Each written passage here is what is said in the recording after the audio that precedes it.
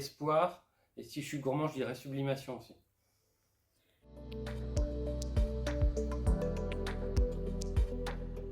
Je dirais la capacité à rentrer en relation avec une personne, euh, la capacité aussi à susciter l'espoir pour les personnes qu'on accompagne dans la relation d'aide.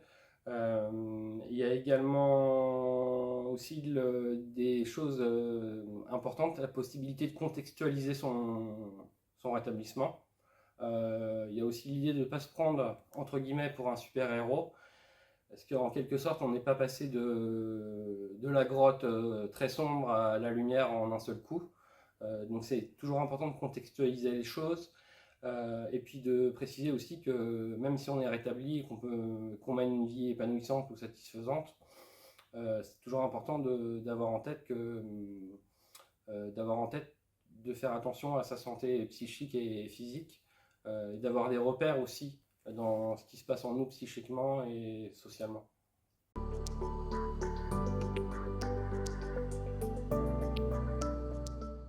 Oui, je me souviens bien d'une situation. Donc j'accompagnais une personne depuis plusieurs mois, donc il y avait bien une relation de confiance, on avait instauré un lien de qualité, on se voyait régulièrement, au moins une fois tous les 15 jours. Et puis à un moment donné, elle revivait quelque chose de très compliqué dans l'histoire de ses troubles. Il y avait des sentiments de paranoïa qui revenaient pour elle, et en fait elle souhaitait plus voir une personne de sa famille parce qu'elle croyait que celle-ci lui avait volé des objets auxquels elle tenait. Euh, du coup elle m'a contacté parce que elle était insécurisée, et elle voulait prendre une décision très rapidement pour mettre fin à la relation avec la personne de sa famille.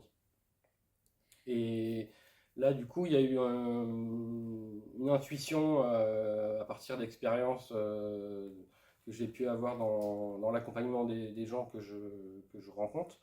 Et je me suis dit, en fait, ce qui va être important dans ce moment-là, ça va pas être de lui apporter une réponse concrète, mais ça va être de lui dire, ce qui est important, en fait, c'est que tu puisses retrouver ta sécurité intérieure et qu'on puisse t'aider, t'accompagner aussi par le biais du CMP à alléger l'angoisse que tu vis, qui fait que tu as un prix qui peut-être fait que tu vois les choses d'une certaine façon.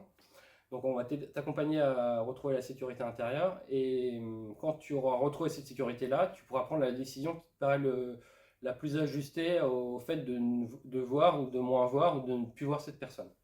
Donc voilà, on a refait le lien avec le CMP, il y a eu un changement de molécule, et après la personne m'a rappelé en me disant qu'elle s'était rendue compte que, voilà, que ses idées étaient fausses en fait.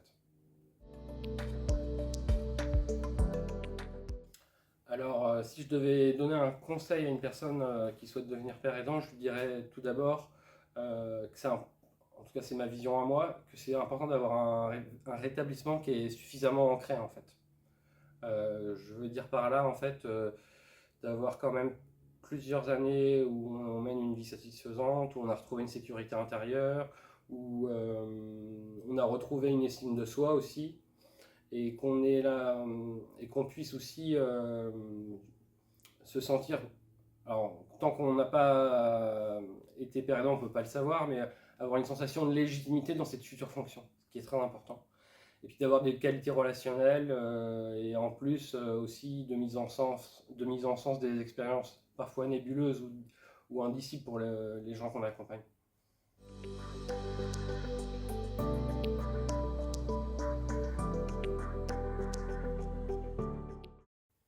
Oui, alors j'ai une anecdote, ça remonte à peu près donc en 2024, c'était en 2014-2015.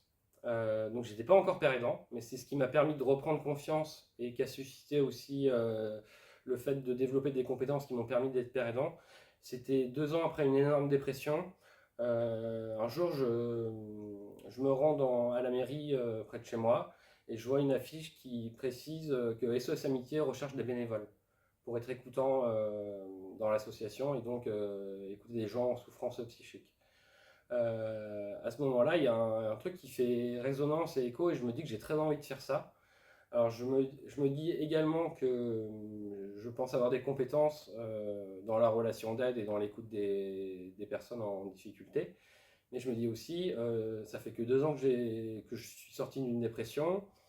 J'en parle à quelques amis. Alors il y en a certains qui me voyaient bien, mais il y en avait d'autres aussi qui avaient très peur, qui se disaient, mais entre guillemets, il est complètement fou. Il va écouter des gens qui sont sur le bord du suicide ou qui sont à deux doigts de sauter de la fenêtre, alors que lui-même, il a vécu une puissante dépression. Et puis à ce moment-là, j'étais aussi en psychanalyse, et en fait, ce qui a été très important à ce moment-là, en fait, ça a été les mots aussi de mon psychanalyste qui m'a dit de faire la lettre de motivation euh, et qui a mis en sens les compétences que j'avais et qui croyait en moi en fait. Et à ce moment-là, il me manquait un peu de confiance en moi. Et cette confiance-là, j'ai pu l'avoir par le biais d'un tiers, en fait, en l'occurrence mon thérapeute. Et du coup, j'ai envoyé la lettre de motivation et le CV, et puis j'ai été recruté. Alors bien entendu, à l'époque, on était encore loin du dévoilement de certaines choses de son histoire quand on a vécu un trouble psychique, donc j'avais caché mes deux dépressions. Et puis j'ai commencé la formation autour de l'écoute active, et puis en fait, grâce à cette expérience, j'ai repris beaucoup de confiance en moi, et ça m'a permis aussi de retrouver du travail plus facilement par la suite, et d'avoir des repères une fois que j'étais devenu père aidant, parce que j'avais l'habitude d'écouter les gens, et même si c'était par téléphone, une fois que j'étais en entretien avec les gens, j'avais développé des compétences.